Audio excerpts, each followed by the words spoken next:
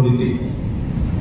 Dan ini adalah babak baru yang kami anggap sebagai serangan terhadap partai kami. Penahanan ini membuktikan informasi bahwa Sekjen PDI Perjuangan Hasto Kristianto memang ditargetkan untuk ditahan sebelum kongres partai. Mengapa ditargetkan?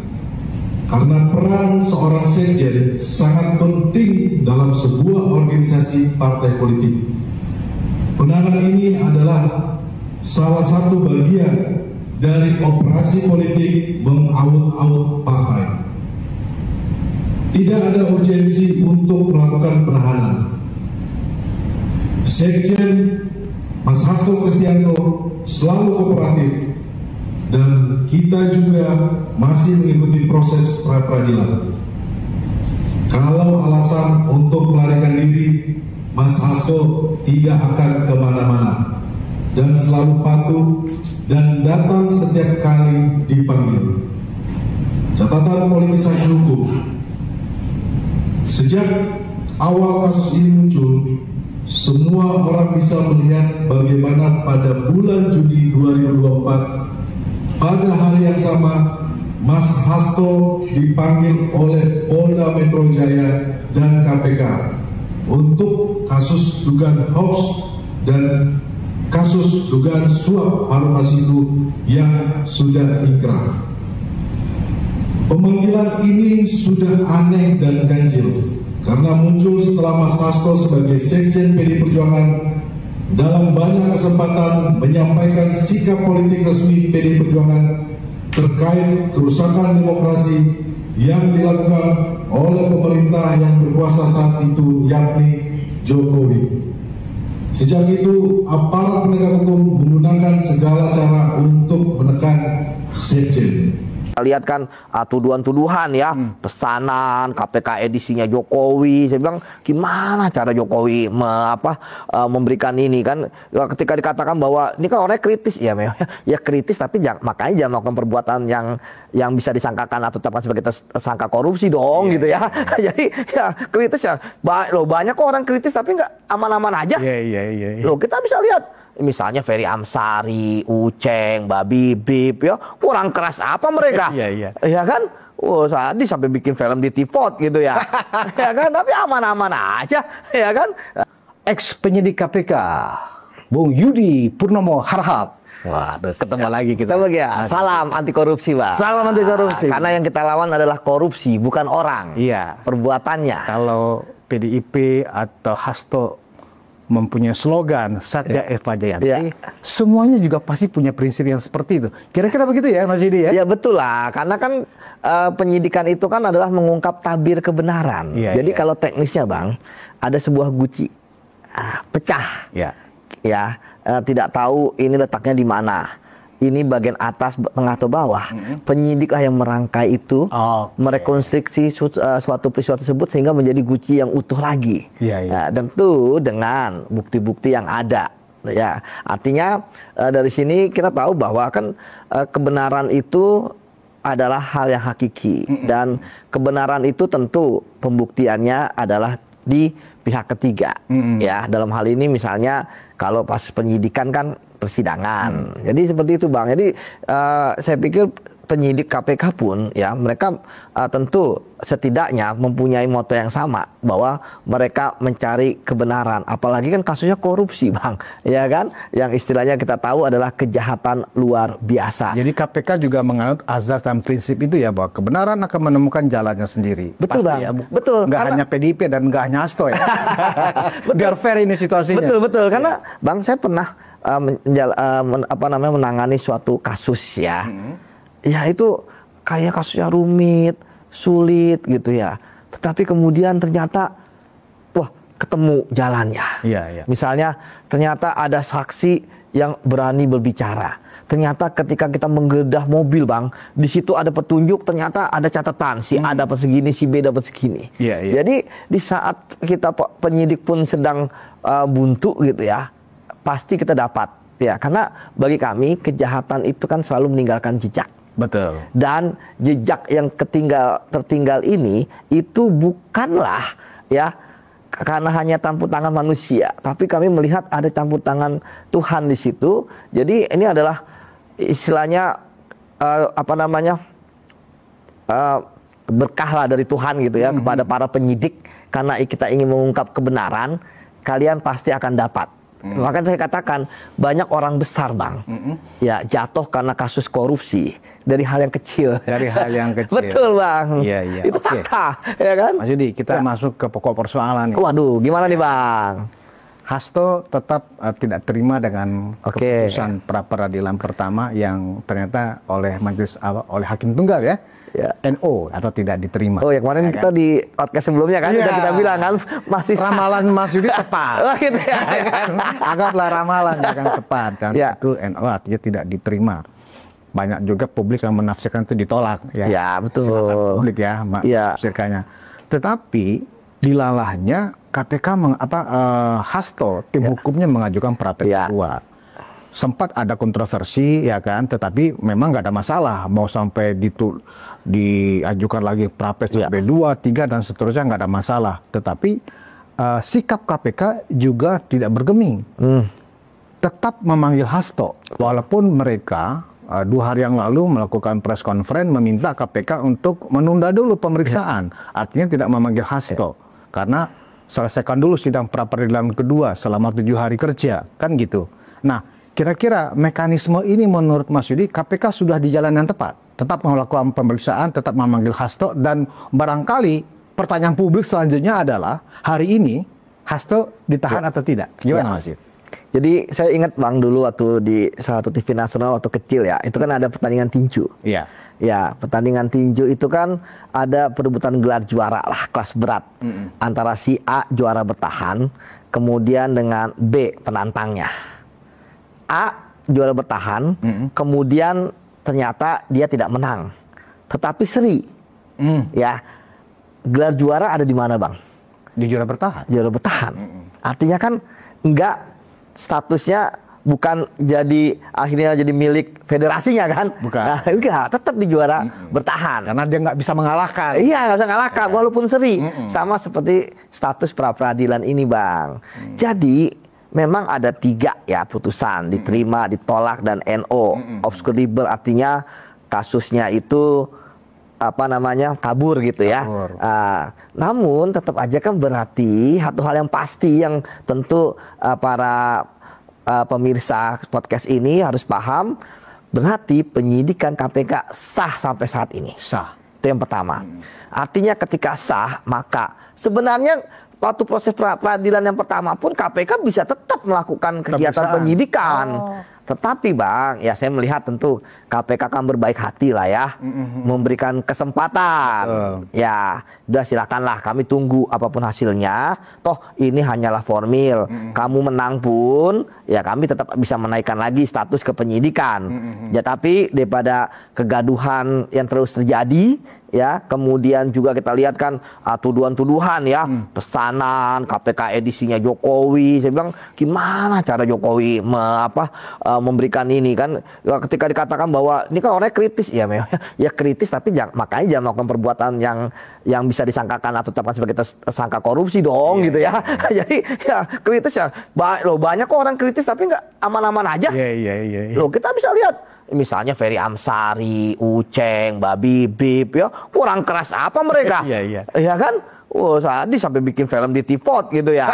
Ya kan? Tapi aman-aman aja, ya kan? Kemudian kembali lagi, Bang, bahwa karena KPK sudah memberikan kesempatan, ya, saya melihat tentu KPK ya harus menuntaskan kasus ini loh, Bang. Jangan berat-berat juga karena bola di tangan KPK. Permasalahan bahwa kemarin keputusannya itu adalah NO dengan fakta utama adalah karena hakim merasa ini ada 2 surat perintah penyidikan dalam satu pra peradilan, sehingga hakim dan tanda kutip bingung gitu kan, kalau misalnya yang satu menang satu enggak tuh gimana. Ya tentu sekali lagi saya berharap putusan hakim dihormati apapun itu. Ya kan, katanya kemarin putusan hakim mau dihormati, ya kan, tapi begitu selesai bilangnya ini peradilan sesat, ini adalah peradilan putusannya dangkal. Loh, kok malah nyerang-nyerang hakim? Ya. Nah, sebelumnya mengatakan menghormati keputusan. Iya, menghormati gitu kan. Nah, kemudian ya ketika mereka melakukan pra peradilan nggak masalah Bang, karena memang kemarin ya kan, ya saya kan orang hukum juga kan, ya sama dengan pengacara itu. Untuk satu sisi bahwa mereka bisa mengajukan lagi dan itu bukan nebis and idem, setuju. Jadi ketika mereka mengajukan lagi dan kemudian nanti tanggal 3 Maret ya dengan hakim yang berbeda, betul, ya bukan Pak Juyanto lagi, ya nggak masalah menurut saya. Nggak nebis and idem. Ya kalau kemarin ditolak, kan bisa mengajukan lagi Bang. Tetapi jangan yang sama. Ya, apa namanya, pokok perkaranya. Nah, kembali ke KPK, karena mereka sudah memberikan kesempatan, maka tentu KPK akan menuntas kasus ini dan tentu akan memanggil kembali. Makanya kenapa Bang, ketika dipanggil di hari Senin, Hasto tidak datang, kemudian katanya ada surat dan menyampaikan bahwa sedang mengajukan pra peradilan, ya tentu bahwa KPK tidak akan mengabulkan ya. Karena ingat loh Bang, bahwa sebenarnya tersangka itu kan bisa untuk tidak hadir ya, mangkir dan sebagainya kalau alasannya patut dan wajar. Patut dan wajar. Alasan sedang mengajukan pra peradilan tidak patut dan tidak wajar. Di mananya tidak patut dan tidak wajar? Ya, karena dalam proses hukum kita, pra peradilan tidak memending penyidikan. Ya, pra peradilan kalau ada putusan membatalkan baru bisa, bahkan batal sama sekali, ya kan, nggak boleh nyita, nggak boleh meriksa, ya kan, seperindik dari nol lagi, argonya kalau kita bicara argo. Jadi KPK merasa itu tidak patut dan wajar, kemudian dipanggil lagi untuk panggilan kedua Bang. Hari ini ya? Ya, hari ini panggilan kedua. Kemarin saya ketika mereka kompres, saya wah nggak datang nih. Kalau nggak datang, saya pikir kan sebenarnya pengacaranya Hasto juga udah paham lah konsekuensinya akan dikeluarkan surat perintah penangkapan. Ya, kalau dikeluarkan surat perintah penangkapan nggak datang hari ini, ya maka KPK bisa menangkap yang bersangkutan di mana saja. Di mana saja. Di mana saja. Dan kalau ada yang menghalangi, ya siapapun dia, apapun statusnya, bagaimanapun hubungannya, ya sekuat apapun dia, ya KPK bisa untuk melakukan obstruction of justice, ya perintangan penyidikan, karena penangkapan kan dilakukan pada saat proses penyidikan. Dan tentu bagi saya kok menambah gaduh lagi gitu ya. Tapi kan KPK tetap bergeming ya bahwa harus datang hari ini. Harus datang hari ini. Dan ketika datang hari ini ya tentu ya ini bukan masalah wah bagus tidak datang, enggak lah, emang kewajiban dia untuk datang gitu kan. Jadi bukan bahasa wah kita menghormati pas datang, enggak, bukan begitu ya kan. Oke, kita hormati dia datang, tapi kan sebenarnya itu kewajiban dia. Dan kalau ada kewajiban dia dipanggil sebagai tersangka nggak datang, apalagi panggilan kedua, ya ada kewenangan penyidik. Ya oke, dia datang hari ini, kan kita belum tahu juga di Bang. Nah, apakah dia tetap kan di ruang pemeriksaan KPK itu kan apa segala bisa terjadi, bisa jadi dia nggak mau diperiksa dan sebagainya. Bisa juga itu. Bisa juga gitu kan. Tapi kan nanti penyidik ya akan mengeluarkan teknisnya ya, ini kan teknis ya, berita acara penolakan diperiksa, nanti menolak ditandatangani, adalah kayak begitu ya. Tentu teknis. Nah, tapi saya berharap ketika Pak Hasto datang hari ini, ya tentu penyidik KPK dengan kewenangannya ya kita harap melakukan penahanan. Ya bukan terkait dengan wah nanti akan gaduh atau tidak, enggak. Ini kan terkait dengan penegakan hukum, bukan terkait dengan ketika misalnya wah ini upaya pembukaman, enggak lah. Ya toh maksud saya yang lebih kritis dari Hasto juga banyak Bang. Gak Bang lihat podcast-podcast yang seperti ini kan, itu lebih sadis lagi kalau mengkritik pemerintah kan. Seperti itu. Jadi kembali lagi bahwa sekarang bola tangan KPK. Kita berharap ya penyidik segera melakukan penahanan, apalagi kan ini berkaca bahwa ini kan dia datang di panggilan kedua. Artinya tentu harus dianalisis oleh penyidik ya. Ya sulit untuk mendatangkan Hasto dalam panggilan pertama, ya kan? Selalu banyak alasan. Selalu ada alasan, ya kan? Kemudian mengatakan kooperatif dan sebagainya kan, ternyata kan malah ada alasan untuk tidak kooperatif, kan begitu? Ya. Seperti itu. Membangun opini terus di masyarakat. Ya, membangun opini terus. Yang mendiskreditkan KPK. Betul, dan bukan hanya KPK tapi udah ke personal loh Bang. Oh ya? Iya, ke Kasatgasnya, Mas Rosa Purwobekti ya. Iya. Yang bahkan istilahnya Rosa mau dilaporkan ke Dewas kan begitu? Iya, kemarin dilaporkan ke Dewas. Sebelumnya kan digugat sama Tio kan di pengadilan Bogor. Ya saya pikir kok jadi personal. Ingat loh, memangnya penyidik ya itu mereka bekerja sendiri, enggak lah.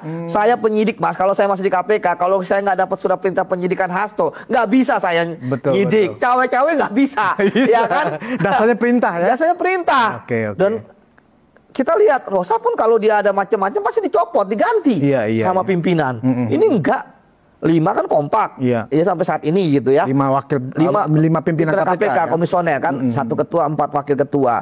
Jadi kemarin bahkan di kompresnya saya dengar, ada intimidasi gitu kan, kemudian ambisi, ngapain kalau penyidik punya ambisi, apalagi kalau lihat levelnya kan ya Rosa istilahnya mohon maaf ya kan, bukan orang tinggi dan sebagainya, karirnya masih panjang gitu kan. Ngapain gebrak meja. Iya, dia kan bekerja itu ya tegak lurus dengan aturan, ya kan, tegak lurus demi keadilan. Ya kalau misalnya kan ditantang CCTV, KPK punya kok ternyata. Kemarin saya baca direktur sudah siap CCTV. Ya, artinya kan ini kan menarik ya. Tapi saya pikir inilah memecah konsentrasi ya. Artinya kan dengan berharap dilaporkan ke Dewas, konsentrasi terpecah kan. Nanti diperiksa oleh Dewas, digugat nanti harus datang ke persidangan. Tapi Mas, Bang, saya pikir udah biasa lah KPD seperti itu dulu. Atau zaman saya kan sampai dilaporin ke polisi malah ya. Jadi saya pikir ya walaupun ini ya seperti agak ya nggak bohong juga, pasti ini akan ya agak sedikit mengganggu lah. Harusnya kita udah fokus, tapi harus mengurusi pembuktian di pengadilan, harus kemudian dipanggil Dewas untuk ditanyakan ya. Tapi ya memang itulah resiko, dan saya pikir Rosa sudah bukan penyidik kemarin sore ya Bang, saya sudah kenal beliau kurang lebih 8-9 tahun ini, dan kemudian sudah banyak menangani kasus bareng bersama, jadi saya paham, bukan artinya saya subjektif ya, tapi kalau misalnya tuduhan-tuduhan mengintimidasi gitu kan, apalagi ada miliaran uang gitu kan, Rosa aja saya lihat LHKPN aja lebih banyakkan yang diduga ditawarkan gitu kan, 2 miliar gitu kan, dibandingkan dengan KPN-nya bangkrut ya gitu kan. Jadi ya kembali lagi bahwa ya saat ini tentu biasalah, pastikan seorang tersangka itu berusaha untuk ya lepas lah, baik pra peradilan ataupun kegiatan lainnya. Sudah, bagi saya sih ketika dilaporkan ke Dewas memang itu tempatnya gitu kan. Kemudian ketika ketika digugat di pengadilan sudah gitu kan. Memang itu dibandingkan dengan melakukan tindakan-tindakan yang di luar hukum ya, ya obstruction of justice. Jadi sekali lagi Bang, ya memang kasus ini memang unik dan ini menguras energi, tetapi ingat loh Bang, bahwa dengan KPK menangani kasus ini, KPK kepercayaan publiknya menurut survei dari Kompas itu kan, Litbang Kompas itu kan naik. Ya. Bayangin dulu sebelumnya malah anjlok, kalah dari kepolisian dan kejaksaan, ini naik dari 60 ke 70-an. Artinya memang KPK naik itu karena menangani kasus besar, big fish. Besar itu Bang bukan hanya jumlah. Jumlah mungkin dari kita lihat pra peradilan, KPK juga sudah men-spill ya berapa uang yang yang diduga berasal dari Asam 400 juta ya. Memang, tapi kan pelakunya adalah ya sekjen partai, ya partai besar, ya besar lagi kan, nomor 1 atau pemilu kemarin. Kemudian yang kedua Bang, yang sangat paling penting ya, bahwa suap ini terkait dengan demokrasi yang terjadi di negara kita. Ini kan mencederai Bang. Betul. Artinya dampak. Karena korupsi itu ada 3 kalau kita mau lihat Bang. Siapa pelakunya, bagaimana dampaknya, ya berapa jumlahnya. Ya artinya harus lihat dari salah satu atau salah 2 dari sini. Jadi ketika salah 2-nya terpenuhi, maka ini adalah big fish. Dan Bang, kita sudah punya pengalaman kalau menangani big fish ya, tentu fight back-nya juga akan keras. Jadi saya pikir Rosa, pimpinan KPK sudah paham lah. Jadi ini kan bukan artinya kita tentu makanya kenapa saya bilang tuntaskan. Karena memang Bang, kita ini kan sebagai penyidik penegak hukum itu kan kita kayak spon Bang.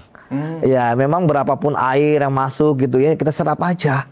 Karena kan nggak etis juga kita melawan secara frontal ya, atau kemudian debat di publik gitu kan. Ya kita ya kita terima aja, tapi yang penting prosesnya berjalan. Itulah Bang yang sekarang saya lihat dilakukan oleh KPK. Makanya kenapa dia memanggil Hasto yang dilakukan KPK sekarang itu sudah sesuai prosedur dan aturan yang ada di KPK juga, meski sedang mengajukan pra peradilan kedua.